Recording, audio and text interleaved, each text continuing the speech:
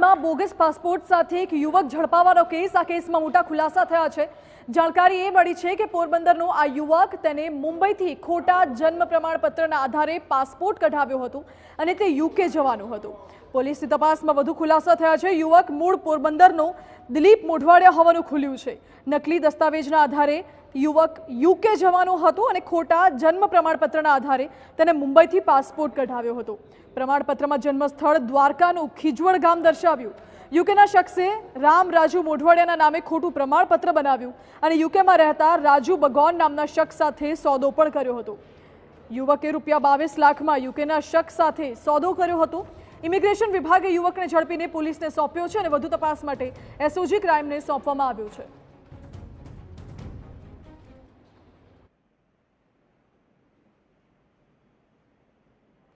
દિલીપ રાજુ મોઢવાડિયા મૂળ પોરબંદરનો રહેવાસી છે કે જેણે એનું જન્મનું પ્રમાણપત્ર દેવભૂમિ દ્વારકા ખીજડ ગામનું આપેલું હતું સૌપ્રથમ, અને ત્યાર પછી એણે વલસાડનું એક ડુપ્લિકેટ જન્મ પ્રમાણપત્રના આધારે પાસપોર્ટ મેળવેલ, જેમાં એને નામ રામ રાજુ બેગોન તરીકે દર્શાવેલ છે। પરંતુ ઇમિગ્રેશન ડિપાર્ટમેન્ટને જ્યારે અમદાવાદ એરપોર્ટ ઉપર જતા હતા યુકે, ત્યારે એને શંકા જતાં એના વધારાના ડોક્યુમેન્ટ ચેક કરતાં વ્યક્તિ ખોટા નામ ધારણ કરી પાસપોર્ટ બનાવેલ છે એવું જણાયેલ, ત્યારે તેમના વિરુદ્ધ ગુનો દાખલ કરી અને ગુના દાખલ કરીને એસઓજીને તપાસ સોંપેલ છે।